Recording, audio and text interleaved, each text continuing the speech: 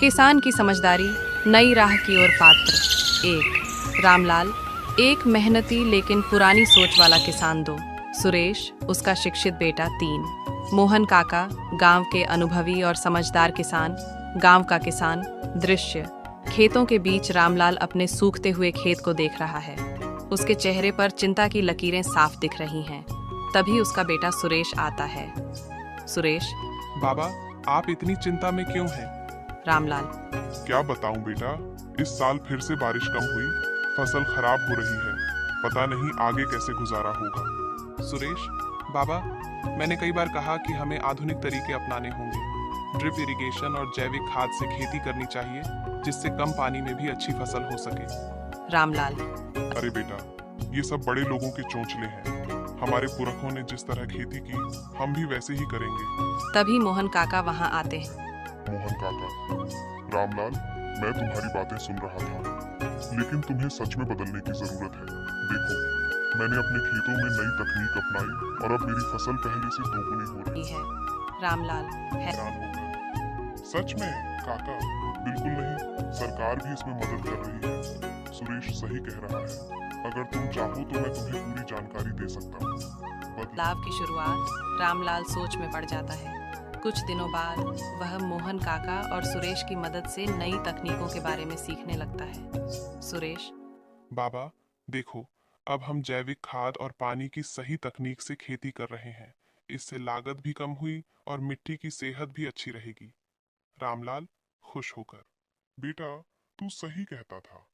अगर मैं पहले ही यह सब सीख लेता तो कितनी मुश्किलें बच जाती। गांव के और किसान भी रामलाल से प्रेरित होकर नई तकनीकों को अपनाने लगते हैं। नई राह। कुछ महीनों बाद खेतों में हरियाली लौट आती है। रामलाल अब एक खुशहाल किसान बन चुका है। मोहन काका, देखा रामलाल, बदलाव से ही तरक्की होती है।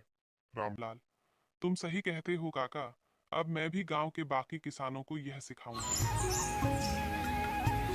नहीं, अजी सुनते हो, बच्चों की पढ़ाई पर थोड़ा ध्यान दीजिए, मोबाइल में ही लगे रहते हैं। पति, हाँ जानू, तुम ठीक कह रही हो, पर आजकल बच्चे हमारी बात कहाँ सुनते हैं।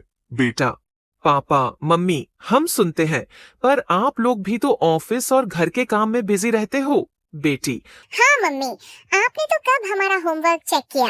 पत्नी, ओहो, तो अब मुझसे शिकायतें होने लगी। मैं घर के सारे काम करती हूँ, तुम लोग मदद भी नहीं करते। पति, चलो अब झगड़ा नहीं, हम सब मिलकर समय बांट लेते हैं। मैं हर शाम तुम्हारा होमवर्क चेक करूंगा।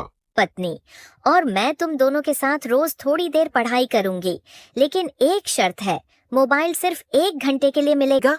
बेटा बेटी एक साथ, पक्का मम्मी पापा? अब हम सब साथ मिलकर पढ़ेंगे और खेलेंगे। पति, यही तो परिवार है जहाँ सब एक दूसरे दूसरे का ख्याल रखें।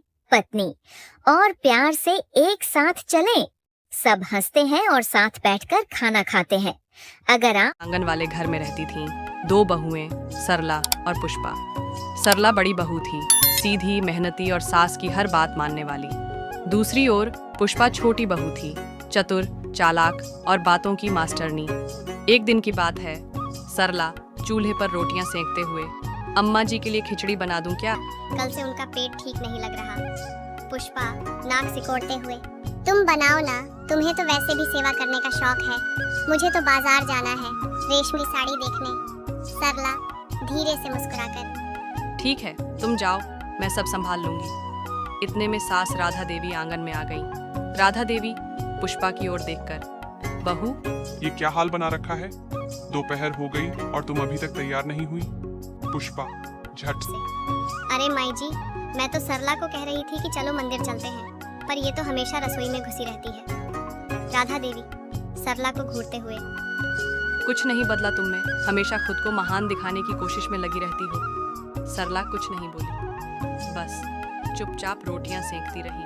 रात को पुष्पा सरला से धीरे से, सुना है आज गांव में कोई साध्वी आई है जो भाग्य बताती है, चलो चलते हैं। सरला संकोच से, अम्मा जी को अकेले छोड़कर। पुष्पा हंसते हुए, तुम रहो अपनी अम्मा जी के साथ, मैं तो जा रही हूँ। अगली सुबह गांव में खबर फैल गई। राधा देवी की तबीयत रात को बहुत बिगड़ गई थी, लेकिन सरला ने रात भर सेवा करके उन्हें संभाल लिया। राधा देवी कमजोर आवाज में। सरला बेटा, तू तो सच में लक्ष्मी है इस घर की। मैंने तुझे कभी समझा ही नहीं। पुष्पा चुपचाप कोने में खड़ी। माई जी, मैं। राधा देवी सख्त आवाज में। अब मैं सब समझ चुकी हूँ। असली बहू वही होती है जो घर और रिश्तों को संभाले, ना कि सिर्फ साड़ी और गहनों के पीछे भागे। उस दिन के बाद से घर का माहौल बदल गया। सरला का आदर और प्यार हर किसी की नजर में में बढ़ गया, जबकि पुष्पा भी धीरे धीरे बदलने लगी। सरला पुष्पा से, चलो बहन, अब घर को मिलकर संभालते हैं। पुष्पा शर्माते हुए, हाँ दीदी, अब मैं भी आपकी तरह बनना चाहती हूँ। सीख, सच्ची बहू वही होती है जो निस्वार्थ सेवा करती है, ना कि दिखावे के पीछे भागती है। अगर चाहो तो मैं इसका अगला भाग भी लिख सकती हूँ, जहाँ पुष्पा की सोच में और बदलाव आता है। ये वीडियो अच्छी लगी तो लाइक शेयर सब्सक्राइब